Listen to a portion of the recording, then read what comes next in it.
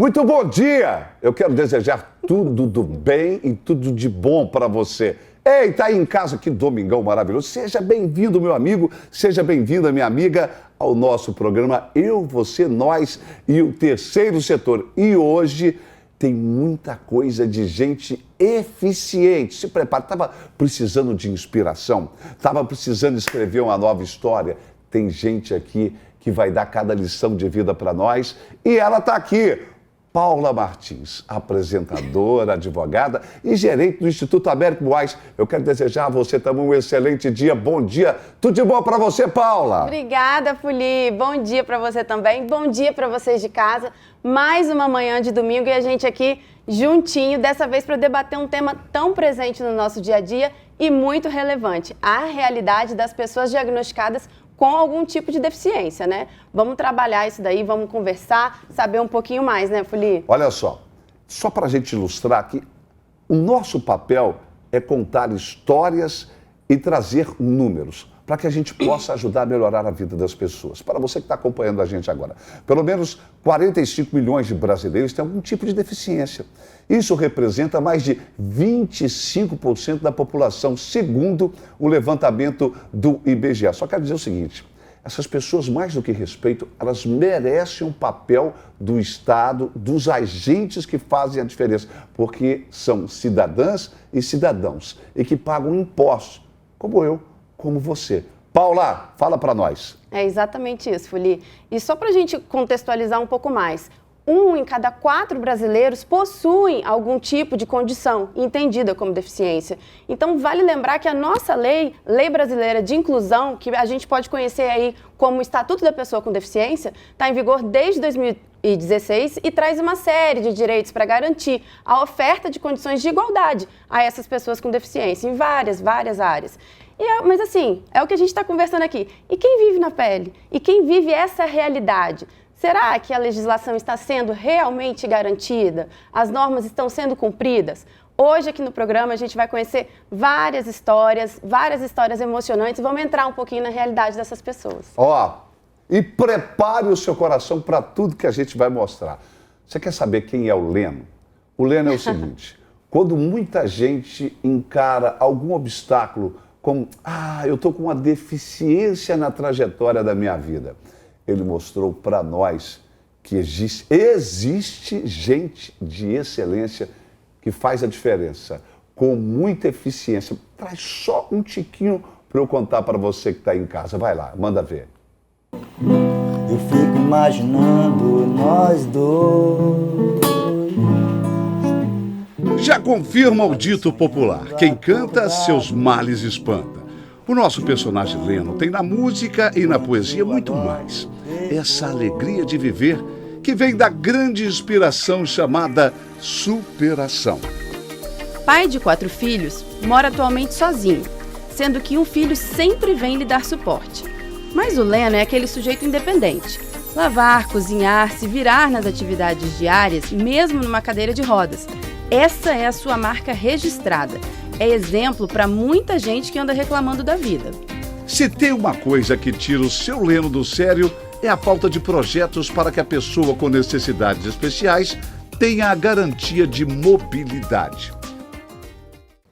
Muito bacana, né? A história do Leno é realmente muito inspiradora. Ele não se deixou abalar por nada que a vida lhe ofereceu. Agora, aqui hoje, presente conosco, nós temos pessoas maravilhosas também, que a gente vai debater esse tema bacana.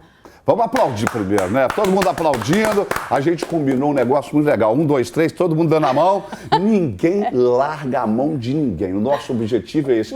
Quanto mais gente, mais quente. Esse é o papel de eu, você, nós, o Terceiro Setor e do Instituto Américo Moraes. Obrigado. Vai ser o bordão, né, Fuli? Tem isso no primeiro, vai ter isso no segundo agora. Esse aí. Agora vamos apresentar todo mundo. Do lado esquerdo da doutora Paula, diga aí. Fábio Giro, né, Fábio? Fábio Ferrugiro. Do lado direito? Edith Ramalho. Edith Ramalho. E aqui do meu lado, o homem que vê tudo. Fala pra nós. Amigo Manuel Peçanha. Aê, vamos aplaudir. Gente, é uma aula, você que está me acompanhando aí, é uma aula. Ficar breves momentos, mas a gente quer passar essa manhã com gente que faz a diferença. Diretamente de Cachoeiro de Itapemirim, Paula nos dê a notícia. Quem tá lá? Bárbara, nossa querida Bárbara Gaspari, que ela é presidente do MOVA, assim, um instituto muito legal também, que a gente vai trazer aqui. E a Olívia da Silva, ela é vice-presidente desse mesmo instituto. Dá um tchauzinho pra gente aí que tem casa aí. Vai lá, Bárbara e Olívia. Sejam bem-vindos. A gente tem essa energia de gente que faz a diferença na vida. E esse sorriso lindo estampado aí pra gente contar muito mais. Sejam bem-vindas, tá bom?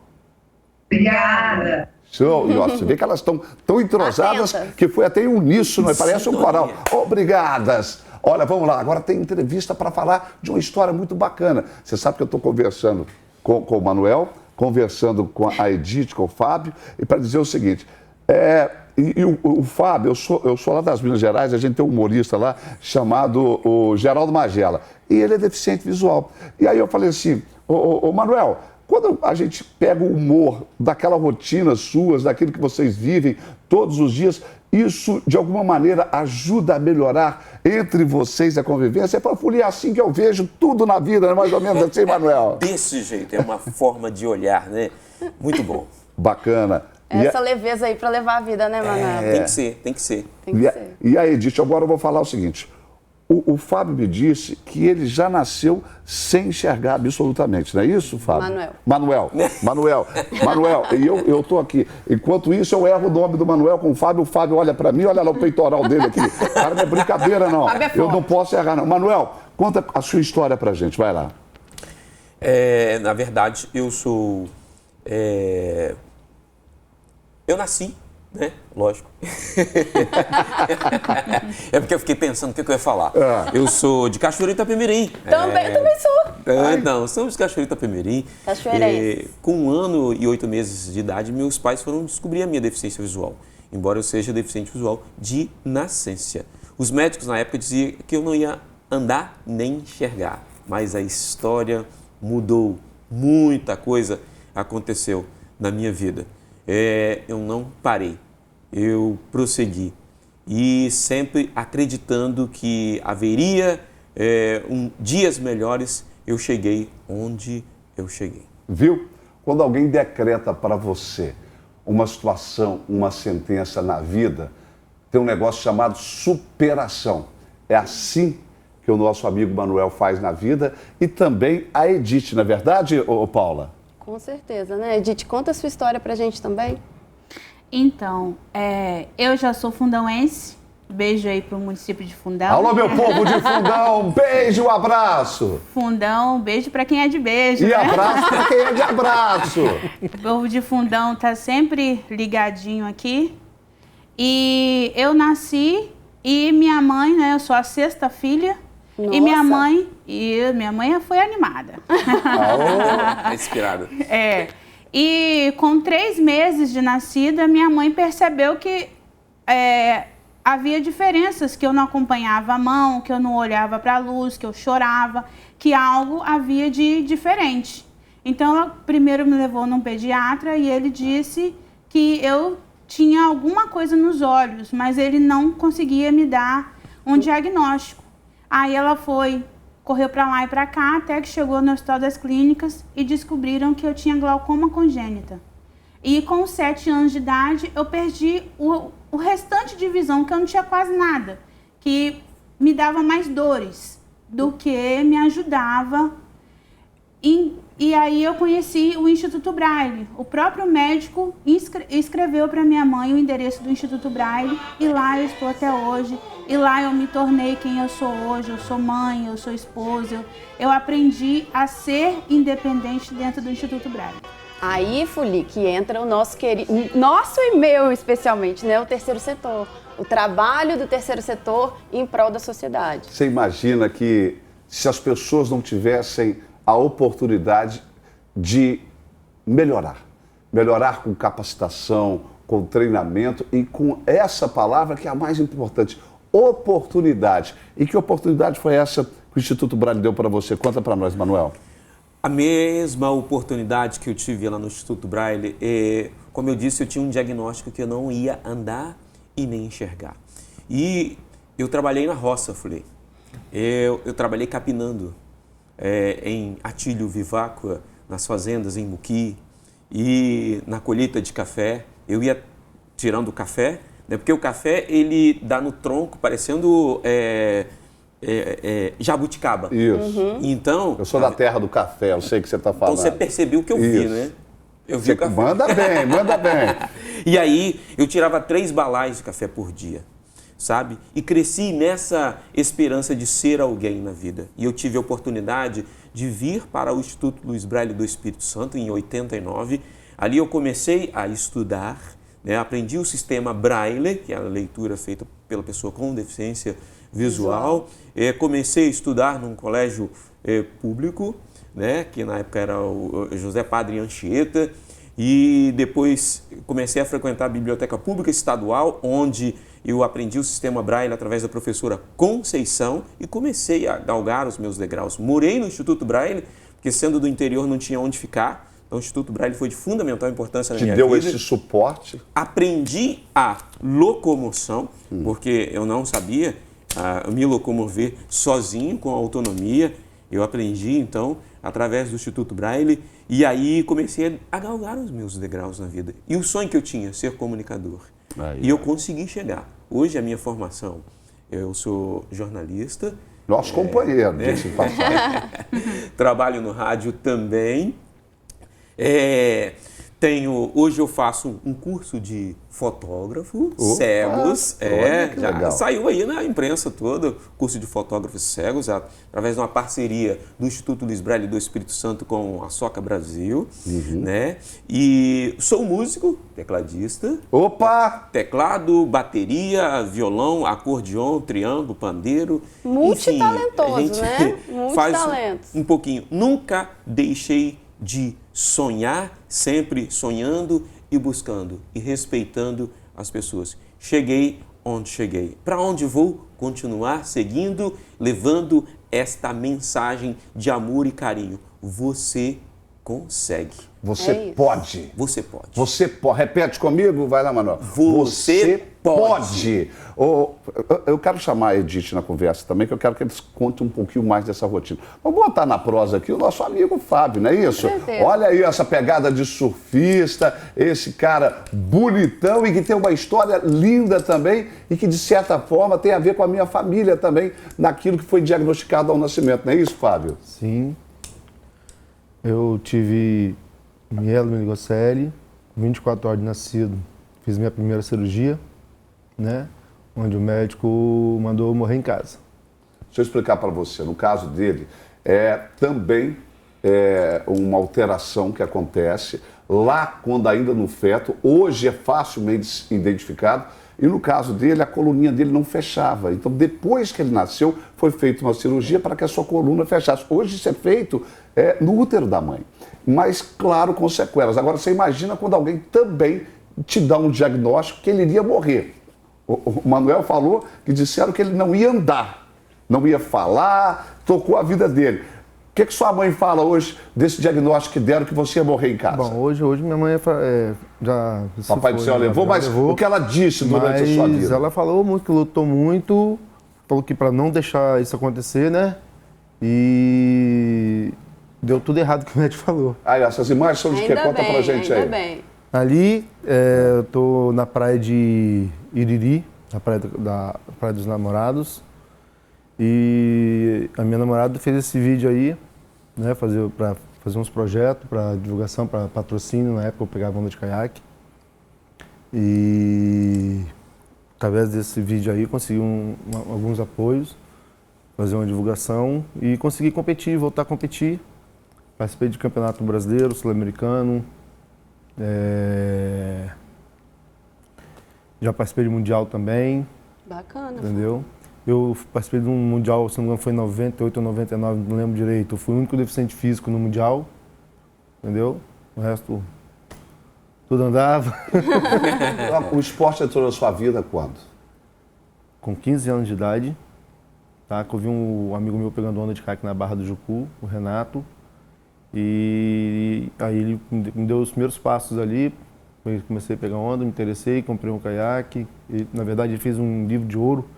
Ele comprou um caiaque para rio, para passeio. Na época era aqueles caiaque aberto. Comecei a pegar onda de caiaque ali. Depois eu troquei por um de onda mesmo. e comecei a participar de Campeonato Brasileiro, Sul-Americano.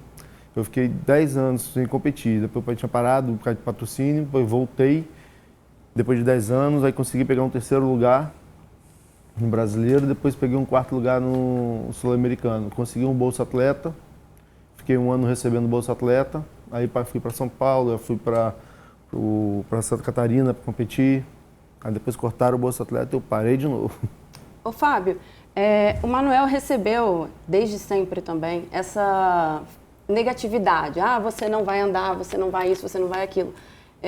Você recebeu uma sentença pior, né? Vai morrer em casa. Praticamente isso. Mas depois disso, quando você conheceu o esporte, começou a trabalhar nisso, começou a se dedicar, você também foi desestimulado pela questão da sua deficiência? No esporte? No esporte. Não, no esporte não. Eu sempre tive apoio quando eu comecei a conhecer o pessoal da canoagem, sempre me apoiaram, sempre me ajudaram. Incentivar, né? Entendeu? Consegui comprar equipamento através deles, eles me ajudando também. E correndo atrás, às vezes, um falando com o outro, vamos fazer o campeonato, dia tal. Sempre, através deles, sempre foi nota 10. Porque é uma realidade muito comum para a gente que atua nessa área se deparar com isso. Pessoas com deficiência enfrentam muito disso. E foi um tema da campanha que nós fizemos dentro do Instituto Américo Buarque em 2022. Nós defendemos muito isso, para que a gente conseguisse construir uma sociedade menos capacitista. E eu acho que isso tem muito a ver com o que a Bárbara faz no Mova-se. É isso mesmo, Bárbara? Conta pra gente. Com certeza, Paulo. Tem tudo a ver com a missão do Mova-se, né? De conscientizar as pessoas contra o capacitismo, a falta de acessibilidade, muitas outras coisas mais que a gente trabalha lá também. Ô, Bárbara, como é que isso aconteceu na sua vida? O porquê? O que motivou? O que fundamentalmente fez com que vocês agissem para que o Mova-se acontecesse? O Mova-se nasceu a gente fala que ele nasceu do amor, né? De uma mãe por uma filha, porque a nossa fundadora tem uma filha com uma doença rara, ela tem dificuldade de andar. E aí ela começou a perceber que ela não tinha acesso nos lugares, tinha dificuldade de frequentar os lugares, né? E aí ela começou, sabe aquela coisa de você encontrar um na padaria, encontra outro no supermercado e vai juntando as pessoas com deficiência em grupos? Eu sou uma das primeiras voluntárias quando o grupo ainda tinha 5 pessoas. Ela foi juntando e foi formando o grupo. E aí foi crescendo. Hoje a gente já é mais de 100 pessoas no WhatsApp e 13 mil pessoas no Instagram. Nossa, são 13 mil pessoas. É muito uma sério. Corrente realmente muito forte, né? É uma corrente bem forte, bem grande. Quais ações principais, assim, Bárbara, vocês executam? Ai, tem um monte. Eu sou apaixonada pelo Mova-se nas escolas, que a gente leva os bonequinhos para as crianças verem, bonequinhos com deficiência, que a gente tem uma artesã aqui, capixaba, que faz. E aí a gente leva lá para apresentar, para contar historinha. E tem também a parte de multa moral, que a gente criou uma multa moral, a gente pegou na internet, né? Mas fez uma com a nossa cara. De quando a gente vê alguém parado numa vaga de deficiente, vai lá, coloca a multa moral para ele e fala, você parou numa vaga que não é sua nem por 1 minuto. E tem muitas outras ações, como o Mova-se Mulher, que a gente faz todo ano para comemorar o Dia da Mulher, Mova-se Família, onde a gente faz o grupo de pais, para que eles se conscientizem, possam conversar, trocar experiências, né? Porque pai e mãe tem que aprender todo dia, né? Ainda mais criança com deficiência, mais ainda. Eu já vi vários exemplos, vários vídeos de crianças, principalmente crianças deficientes, em que vão lá e aplicam essa multa moral que a Bárbara estava falando. Assim, e elas davam assim, gente, não é possível, eu tenho um grau de dificuldade com a minha cadeira de roda, como é que você faz? Está aqui uma multa moral. Porque eu acho o seguinte, o ser humano ele aprende ou pelo amor ou pela dor. O amor é a conscientização, não é isso? Gente, não estacione em vaga para deficiente, Nem para deficiente, nem para idoso. Nem para Vamos gestante, nem para respeitar. nada. Agora, se não aprende pelo amor, vai aprender pela dor, pelo menos que nem multa resolve muitas vezes, mas a multa moral. Olívia, quais os desafios que nós precisamos ajudar o Mova-se entra no circuito? Fala de mudanças de vida, não é isso, Paula? Com certeza. De crianças, de pessoas que entraram o antes e o depois do Mova-se. Isso. Bom, eu tenho uma filha, ela fez 5 anos essa semana, inclusive, né, a Estela, e ela tem paralisia cerebral, temos as dificuldades do dia a dia, né, das pessoas com deficiência, em forma geral. Mas o Mova-se, ele mexeu muito comigo por conta de todo o contexto que a gente vive, né, da sociedade, que a gente precisa assim, fazer aquele trabalho de formiguinha, aquele trabalho de conscientização, de amor, da tão falada empatia. Então, eu engajei nesse projeto e ano passado a Bárbara me convidou para ser a vice-presidente, eu aceitei. E é um desafio mesmo, como vocês estão falando aí, é desafio, é diário, é um trabalho árduo, não é fácil, né? Assim como a gente está falando aí da multa moral, tem diversas outras questões que envolvem a falta de acessibilidade, e não só, né, acessibilidade estrutural, essa que a gente vê, vamos colocar uma rampa aqui, ou vamos acertar o piso. Não é só isso, a nossa maior falta de acessibilidade, infelizmente, hoje, ainda é as atitudes, né? São as barreiras atitudinais que a gente encontra na sociedade. Exatamente. Então, é isso que a gente procura quebrar, dia após dia, ali um pouquinho por vez, um passinho de cada vez, né, Bárbara? Um passinho de cada vez. E é isso aí. Eu acho que o trabalho que vocês estão fazendo junto às escolas, tentando levar essa consciência, né, desde as crianças até professores e tal, gestão, é essencial, porque a gente só vai conseguir transformar a nossa sociedade através da educação. Então, essa acessibilidade metodológica, né, é a base, a base para a gente conseguir transformar e melhorar as condições que a gente vive hoje. É isso aí, a gente incutir na cabecinha das crianças mesmo, né? Porque é a partir delas que, eu falando como mãe agora, né, de uma criança com deficiência, é a partir daquela convivência de você aprender com as diferenças que você vai formar um cidadão mais consciente e disposto a promover essas mudanças, né? Parte disso. Não, a Paula vai daqui a pouquinho chamar um VT muito legal, mas eu gostaria de fazer uma pergunta tanto para a Bárbara quanto para a Olívia. A gente fica batendo na tecla aqui de como cadeirantes, as pessoas que têm deficiência visual, as pessoas que precisam se locomover, o quesito acessibilidade. Gostaria de colocar de novo a Bárbara e a Olívia no circuito, porque a gente tem muitos exemplos aqui da Grande Vitória. Vocês moram, sim, numa cidade pobre do interior, mas como é que é a acessibilidade, mobilidade aí? Conta pra gente.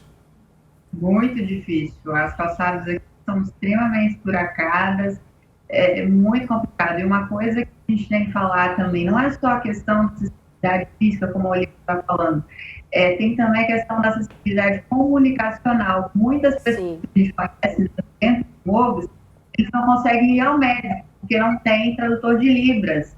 Então, se a pessoa é surda, ela não consegue se comunicar porque não tem tradutor para ela.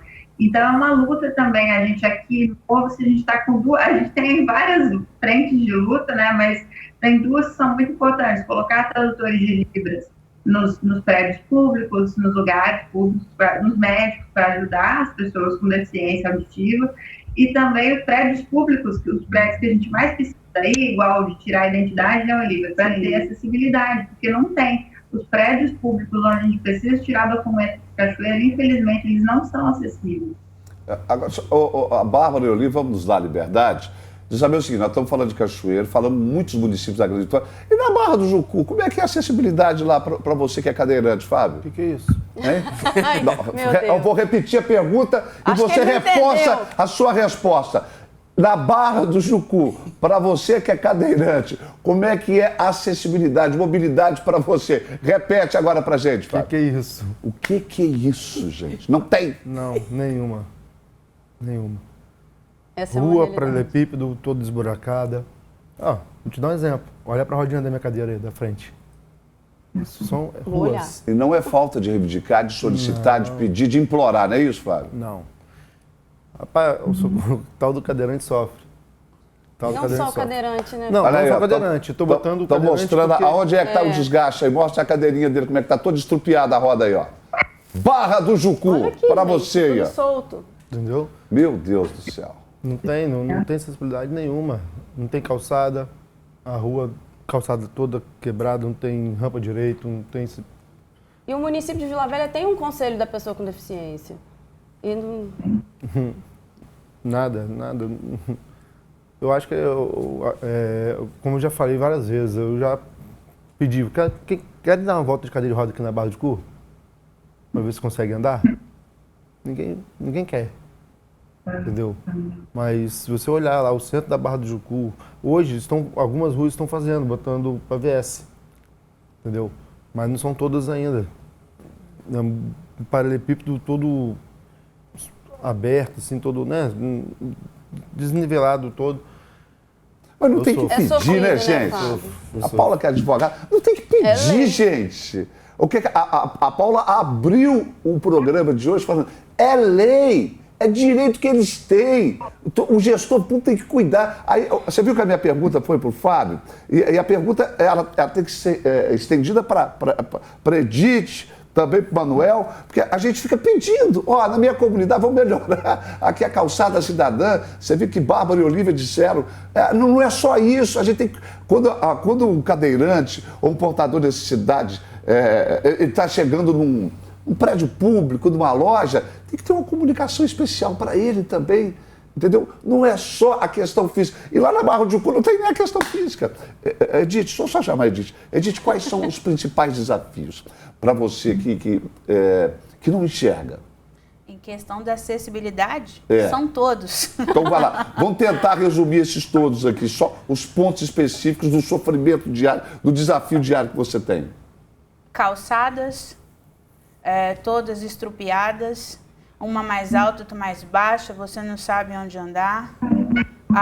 Carros parados, que às vezes a gente vai na beira da rua, porque a calçada está quebrada, mas os carros estão cheios, né? Eu sou do município da Serra, né? Peço aí para a prefeitura olhar mais para a gente, porque está muito ruim estar andando na Serra, você não consegue ser independente e nós precisamos. Porque eu tenho 3 filhos e eu preciso levá-los à escola, trazer, ir trabalhar, voltar. E a acessibilidade da Grande Vitória não está muito diferente de Cachoeiro, não. A acessibilidade, realmente, a gente pergunta o que é isso? Porque não tem. Não, Pois é. Paula, vem cá. Não adianta só o Instituto Braille dar com toda a competência capacitar a Edith, o Manuel que está aqui, se um cara me para um carro numa calçada. Você tem noção do que a Edith falou aqui? Gente, não adianta, ela é um ser humano mais competente que eu e você, que está acompanhando aí. Manuel que está aqui, Fábio também. Mas não basta só isso, ter alguém, um cara que sem educação, sem senso de civilidade, que para o carro na calçada, onde ela precisa passar para levar as filhas para a escola, para o dia a dia. Inacreditável que nós estamos falando que estamos em 2023 e as pessoas continuam se comportando assim. Vai lá, Paula. É isso aí. Essa questão é a falta de autonomia que as pessoas com deficiência acabam enfrentando por falta de respeito da nossa sociedade. Agora, Folia, segura aí um pouquinho. Opa! Só para a gente conferir e ilustrar isso que está todo mundo falando aqui, vamos conferir uma reportagem sobre essa dificuldade de deslocamento, né, em ambientes urbanos para as pessoas que têm algum tipo. Tá vendo aí? Precisamos dar mais atenção, respeitar a legislação vigente e respeitar as pessoas com deficiência. Agora, ainda nessa mesma pegada, vamos ouvir um depoimento que o meu amigo querido Wanderson, presidente da Federação das APAES do Espírito Santo, mandou pra gente. Olá a todos, quero primeiramente agradecer o convite, é um prazer participar do programa e debater um tema tão importante quanto o da acessibilidade. Quando a gente fala de acessibilidade, quase sempre a gente é levado a pensar sobre a ausência ou não de rampas, de elevadores, né? Ou seja, aspectos referentes ao uso dos espaços físicos por pessoas com deficiência ou algum tipo de mobilidade reduzida. Mas essa é uma visão um pouco restrita. É preciso pensar de uma forma um pouco mais ampla sobre a acessibilidade. A acessibilidade, na verdade, é romper toda e qualquer barreira que impeça ou dificulte a plena participação das pessoas com deficiência nos vários âmbitos da vida social. Portanto, ela é uma condição fundamental e caminha de braços dados para qualquer processo de inclusão social efetivamente concreto. E ela se apresenta com múltiplas dimensões, incluindo aquelas de natureza física, né, como a questão das rampas, mas também atitudinais, tecnológicas, informacionais, comunicacionais, linguísticas, pedagógicas, entre outras tantas, né? Então, nesse sentido, a acessibilidade e a inclusão social, elas estão intrinsecamente ligadas, elas caminham de mãos dadas e devem caminhar de mãos dadas, né? Nós não vamos conseguir construir uma sociedade efetivamente inclusiva se a gente não conseguir derrubar os muros materiais ou simbólicos, né, que relegam essa parcela da população a uma existência ainda muito precária, que desqualifica suas possibilidades, seus potenciais, né, de desenvolvimento e sua autonomia, que é o mais importante. E essa é uma luta ainda em curso, é uma discussão permanente. A gente tem avançado bastante, eu penso, nessa temática ao longo das últimas décadas, né? O Brasil é signatário de tratados internacionais importantes, nós temos legislações extremamente modernas e de vanguarda no Brasil, como a Lei Brasileira de Inclusão, mas ainda temos uma distância muito grande entre as normativas legais e as políticas públicas efetivas para dar conta dessas normativas legais, né? Por isso a gente diz que a luta ela é contínua, para que de fato a gente possa construir uma sociedade acessível, inclusiva, pautada na cultura da diversidade, no respeito às minorias e no respeito às diferenças, né? Nós temos pautado esse debate lá na Federação das APAES, todo o nosso espaço é acessível, levamos nosso informativo mensal para o digital, justamente para que ele pudesse ser acessível, com libras, com legendas, né? Nós não fazemos nenhuma comunicação que não possua libras ou descrição, né? Acho que são alguns princípios que nós cultivamos e que precisam ser fortalecidos e precisam ser cobrados para todos os espaços, sejam eles espaços públicos, espaços privados, para que efetivamente a gente construa, como eu falei, um ambiente acessível e inclusivo a todos e que todas as pessoas com deficiência possam usufruir de todos os ambientes e estar onde precisa estar. Bacana. Que esclarecedor, hein?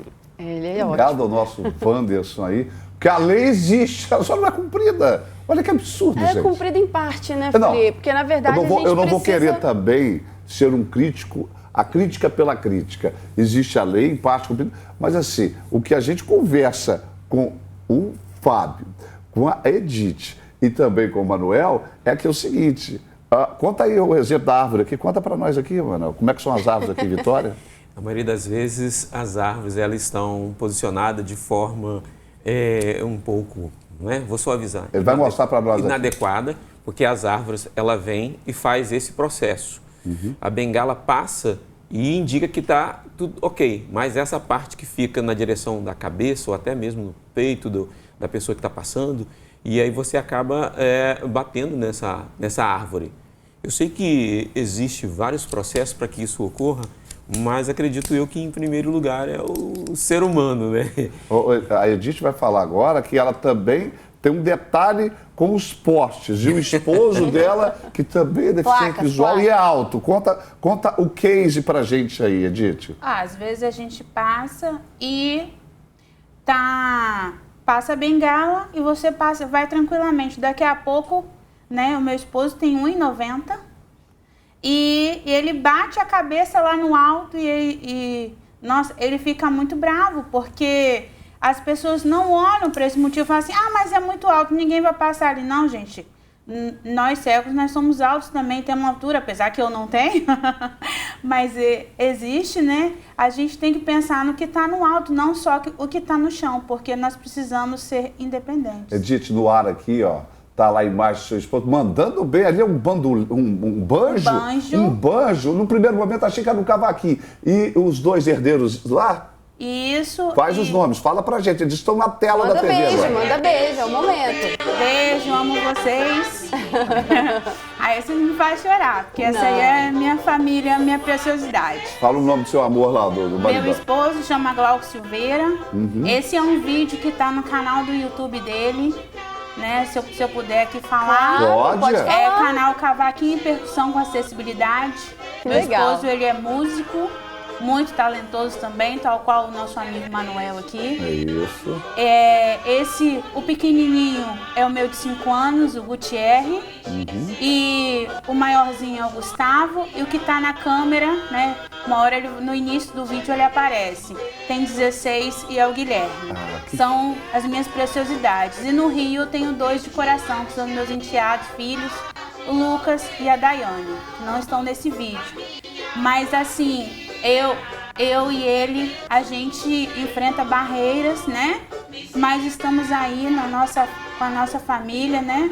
Nesse vídeo, inclusive, nós estamos cantando um louvor. Te agradeço pela minha família, porque a nossa família tem que ser a nossa base, a nossa luta diária. A gente tem que estar lutando por eles. É o que fortalece, né? É o que seu fortalece, exatamente. Agradeço muito a minha mãe pelo que eu sou hoje, mas infelizmente não a tenho mais. Perdi ela o ano passado, em março. Mas ela que lutou muito por mim, muito mesmo. Ó, as suas... Dá a mão aqui, vamos dar a mão. Nós treinamos, todo mundo dá a mão aqui. Ninguém solta a mão de ninguém diante de qualquer que seja a emoção. Tá vendo aqui? Ela está emocionada, que ela falou da família linda dela, são 3 filhos e 2 enteados, e ela falou de muito amor, porque a sua mãe deve ter sido, assim, fundamental em tudo que você viveu. Estamos emocionados por você aqui. Então, ó, deixa essa emoção fluir, porque em algum lugar ela sabe desse amor seu. Edith tem uma história, Fuli, muito interessante. Edith chegou no Instituto Luiz Braille do Espírito Santo e ela não caminhava sozinha. E Edith, juntamente conosco, eu fui uma das primeiras pessoas que auxiliou a Edith para andar, participamos de esporte junto, correndo. Nós somos atletas, Edith também. Que legal. E nós viajamos juntos. E o mais interessante é que a mãe dela confiou a mim a responsabilidade de tomar conta dela, sem ver. Ele chegou lá em Fundão e permissão. pedi minha mãe permissão. Eu falei assim, mas ela não vai deixar, porque minha mãe não queria que eu andasse sozinha. Eu falei, minha mãe não vai deixar, porque você também é deficiente visual. Ele, não, eu vou lá. E nós fomos, e ele sentou com ela, com esse carisma que ele tem, né? Ele é E meu essa amigo. voz, esse timbre de voz diferenciado que esse homem tem também. Sentou com ela, fez café, ela fez bolinho de chuva pra ele. Falei, pronto, ganhou. E ele deixou eu viajar. E esse é o nosso trabalho, o Fuli, no Instituto Luiz Braille do Espírito Santo.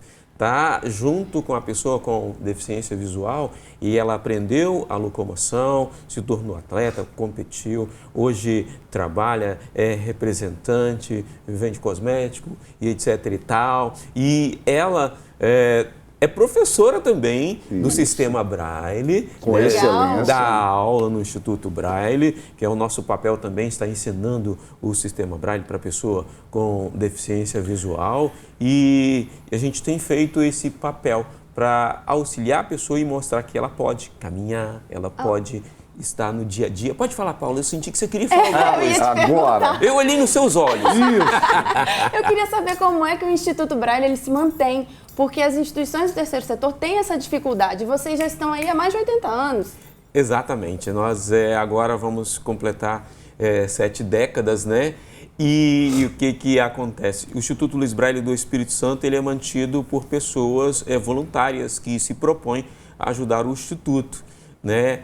Nós somos uma instituição filantrópica sem fins lucrativos e contamos com a sua solidariedade. Você que queira ajudar o Instituto, você seja pessoa comum, parlamentar, enfim, você pode estar ajudando o Instituto, também os nossos projetos. Contamos isso aí, Manuel. Olha no fundo dos olhos do pessoal que está em casa. E na tela que está em casa aí, está aparecendo agora os contatos para você ajudar o Instituto Braille, que muda a vida das pessoas. Muda, transformador. Muda, transforma, com muita competência. Você, com essa voz retumbante, diferenciada, Nosso comunicador, faz a convocação agora, vai lá. Você pode ajudar o Instituto. Conheça o Instituto Braille através das nossas redes sociais. Podem marcar e nos fazer uma visita. crianças, pessoas têm começado a caminhar. Eu peguei crianças lá no Instituto que não conseguem andar. E através do nosso trabalho que nós realizamos lá, ele tem essa facilidade.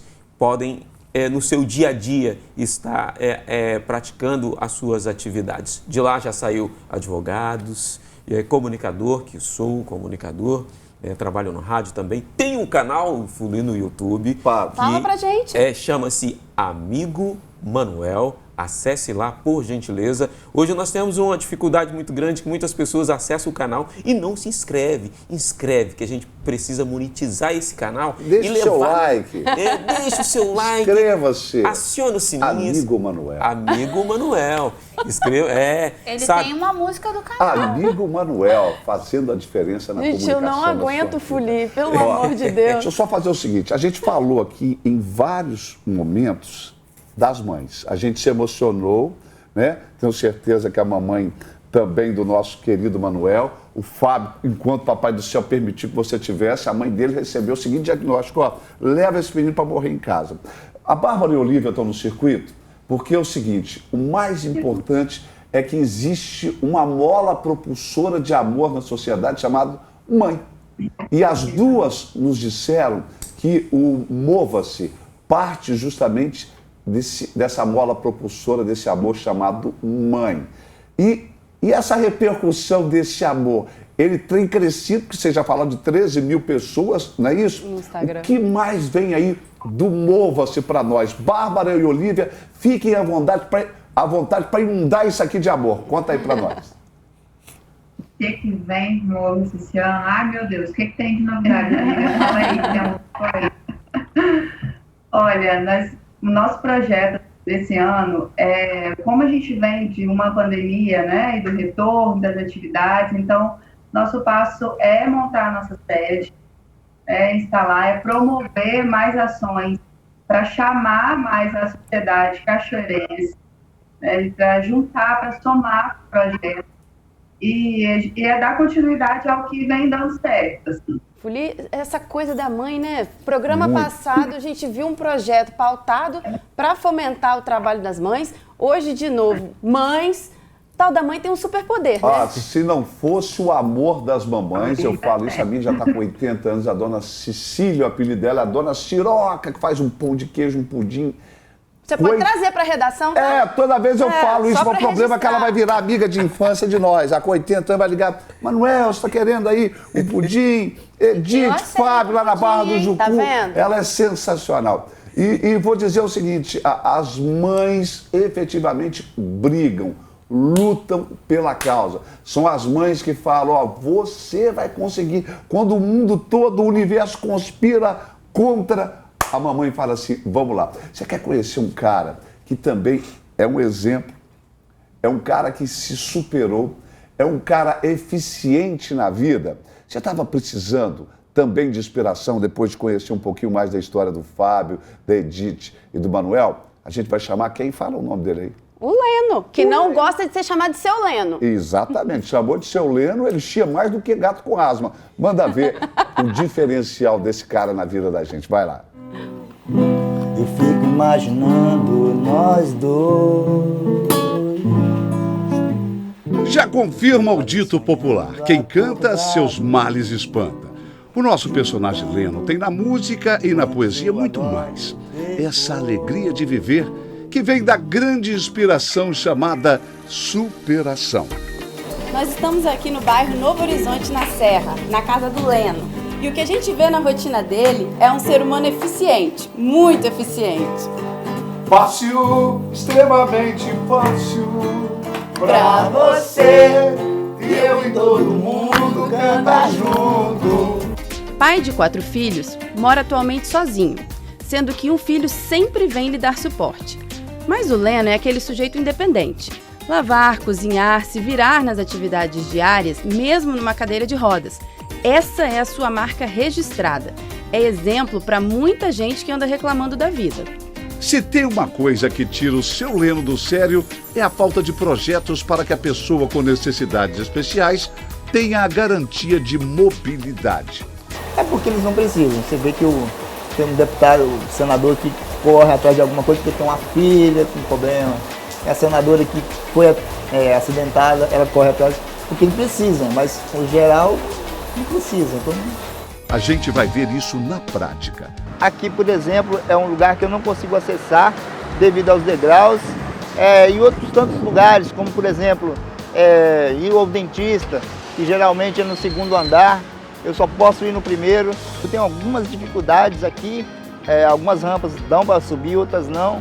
Aqui, por exemplo, é impossível, não tem jeito, então eu tenho que ir pela rua, encarar os carros mesmo e andar junto, porque não tem outro jeito de passar.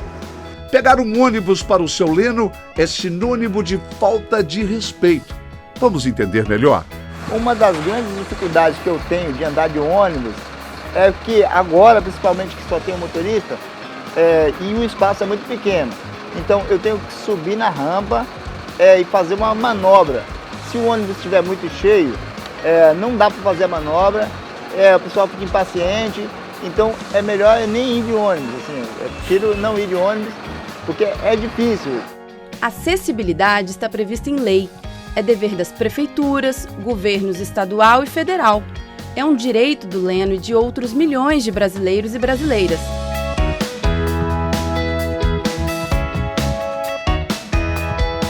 Tem mais. Terminou de escrever um livro e iniciou um curso de psicanálise. É um homem que insiste em não desistir. É o Leno. Quando a vida apresentou obstáculos, tudo isso fortaleceu esse cara. Enquanto a lei não é devidamente cumprida para melhorar a vida dessas pessoas, o Leno tem na música a sua maior resistência e fazer da sua vida uma vida com eficiência. Se eu me interessar por alguém, o problema fica dentro da sua cabeça. Você acha que alguém está vendo aquilo como problema, mas de repente a pessoa não está nem... Você fica se culpando, não vou fazer isso porque alguém vai pensar isso. É só fazer, cara, sair e resolver. Já imaginou que ele tem aquela chamada cadeira motorizada? Nós temos aqui o Fábio, que está aqui com a cadeira dele, que é a chamada cadeira tradicional, né? A cadeira normal. E aí, gente, na imagem ali, para vocês que estão em casa e para quem está aqui no estúdio, ele consegue até acessar aquela rampinha do ônibus, mas lá dentro ele não consegue se locomover. Não consegue manobrar. Ele mora na serra e não tem a calçada para ele. Edith, Fábio, hein, o Manuel? Então, assim, ele tem todas as condições, ele se programou, ele é músico, é escritor, é poeta, mas ele não consegue se locomover, gente. Eu queria ter uma palavrinha do Fábio, da Edith e do Manuel, com mais um exemplo que vem ratificar o que vocês vivem. Começa com você, Fábio. Bom, você falou das rampas de ônibus aí, por exemplo. Né? Quando funciona é legal, quando não funciona... Tem um dia que não funciona também. Tem, eu já Várias vi. vezes. Dentro do ônibus que eu já vi. Rapaz, uma vez ela subiu comigo, mas não quis voltar para poder... E aí? Deve O chamar pessoal outro te ônibus. pega? Como é que é? Pega, só sou para bater.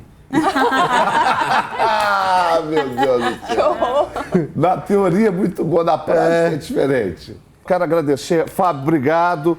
Meu diretor está aqui. Gente, a gente podia fazer mais uns 10 programas com vocês, que vocês são sensacionais. Vocês estão educando, dando aula, transferindo conhecimento para a gente. Manuel, obrigado pela gentileza. Papai do Céu te abençoe e continue sendo esse sucesso que você é, tá? Um exemplo para nós. Quero só agradecer pela oportunidade, pedir que vocês conheçam o Instituto Braille, o meu canal no YouTube, Amigo Manuel, e dizer o seguinte: quando a gente fala de acessibilidade, como disse o colega, ela é bem mais ampla. Mas você já pensou, por exemplo, na audiodescrição?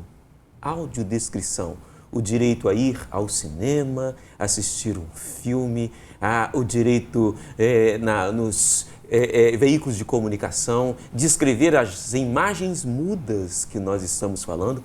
Procure sobre isso, porque a acessibilidade vai bem mais adiante. Um abraço, um beijo no coração de vocês, que Deus abençoe a todos. De cada 4 brasileiros, 1 tem algum tipo de deficiência. E pode ser você, ou estar ao seu lado, ou estar na sua família. Se ligue nisso. Obrigado, Edith. Obrigado, Fábio. Eu que agradeço, tá, Bárbara. pelo convite. Até a próxima. Obrigada, gente. Obrigada a todos. Uma breve aqui fala minha. Eu gostaria de agradecer a todos que fizeram parte da minha infância, da minha vida, eu consegui chegar aqui. Eu vim de Fundão e morei na casa de parentes. Não vou falar o nome porque, né, não posso esquecer de alguém. Mas obrigada, viu, a vocês que estão aí em Goiabeiras, que participaram da minha vida. E hoje eu sou muito grata a Deus porque vocês apareceram no momento que eu mais precisei. Obrigada, TV Vitória. Obrigada pela oportunidade. Um beijo a todos. Beijo para quem é de beijo, abraço para quem é de abraço. Cadê a Bárbara e Olívia? Ei, Bárbara, Olívia, obrigado pela aula hoje aqui também. Super mães, super engajadas nessa causa maravilhosa. Obrigado, tá bom? Para você, obrigada. Tchau, Tchau, gente. Vamos aplaudir a Bárbara aqui, a Olívia, aplaudir Fábio, Manuel, Edith e a Paula também, que nos dá esse presente toda vez. E aí no próximo bloco, conta o que tem. Fica ligadinho, porque no próximo bloco a gente vai conhecer mais uma história que vai te emocionar. A inspiradora história de um cabeleireiro sem as mãos. A gente volta já.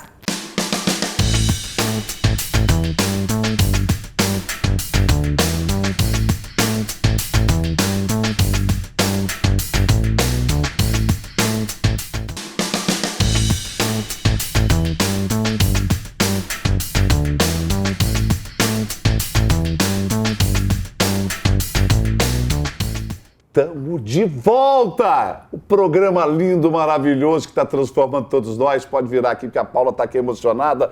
Eu, você, nós do terceiro setor, e falando de coisas importantes. E qual assunto importantíssimo também, inspirador, que você vai trazer agora?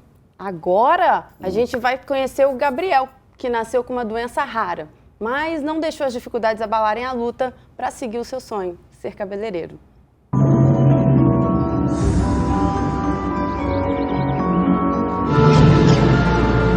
Those are your hands? Edward, personagem icônico do cinema, transformou uma limitação em um dom. Gabriel não tem as mãos de tesoura, mas usa com precisão máquina e até a navalha. Eu peguei numa máquina de cortar cabelo aos 14 anos. Queria aprender. Depois desse dia, nunca mais Gabriel largou o equipamento. Eu comecei cortando o cabelo do meu irmão. Um amigo da escola viu e também quis. Aí veio outro amigo. Eles foram curtindo e começaram a surgir clientes e mais clientes. Criado num bairro de classe média baixa de Buenos Aires, capital argentina, Gabriel nasceu com uma doença rara chamada Síndrome de Hanhart. Uma doença congênita, onde a pessoa pode apresentar ausência completa ou parcial de braços, pernas ou dedos.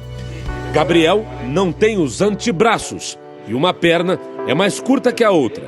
Repare que ele usa uma prótese para deixar as duas pernas do mesmo tamanho. E como aprendeu tão rápido, mesmo com toda a limitação? Ele tem a resposta na ponta da língua. O talento caiu do céu. O Max agora está acostumado a cortar o cabelo com o Gabriel. Mas na primeira vez... No começo eu tive medo, mas encarei. Quando ele começou a cortar, eu me surpreendi, viu? Gostei muito. Para poder abrir seu próprio salão, Gabriel teve que se especializar. Fez curso para ser um profissional. Hoje tem 3 barbearias, todas aqui em Buenos Aires. A vizinhança tem orgulho do jovem cabeleireiro. A Alicia é dona desta mercearia e casada com um brasileiro. Ela diz que fica encantada com a determinação do rapaz. Para mim é um exemplo de vida. Tamanho esforço foi reconhecido. A história de Gabriel já foi parar em programas de TV da Argentina e ele participou até como jurado de reality shows. Ele dá cursos na Argentina e no exterior. E a fama do Gabriel Mãos de Navalha atrai cada vez mais clientes. Eu cortava em outra barbearia, mas quando vi como o Gabriel trabalhava, resolvi cortar só com ele. Ele tem mais qualidade que muitas pessoas. Cara, que bacana, né? Tá vendo, Fuli? Quem quer dá um jeito, corre atrás, se vira e faz acontecer. Isso que a gente quer passar para você. A Paula falou, quem quer, a vida tá aí, ó. A vida tá aí para você. Claro que eu, você, nós do terceiro setor, nós queremos falar dessas instituições, dessas pessoas, dessas organizações que ajudam a promover, que ajudam nessa mudança de vida. Claro, mas cobrar também para que a legislação que ajude aos deficientes, cada vez mais a legislação possa ser aplicada. Paula. Com certeza. Agora eu faço um convite a vocês que estão aí em casa acompanhando a gente. Acompanhe o trabalho do Instituto Américo Buarque nas nossas redes sociais, @Instituto Américo Buarque. A gente tem o nosso site também, institutoamericobuarque.com.br. Obrigado sempre pela aula. E a gente sempre diz aqui, ó, fazer o bem? Faz bem. Quanto mais gente, mais coração quente. Obrigado você, a gente se acompanha, a gente se fala, a gente se vê. Um ótimo domingo, tudo de bom e tudo bem. Valeu, Paula. Tchau, gente. Obrigada. Tchau. Ótimo domingo.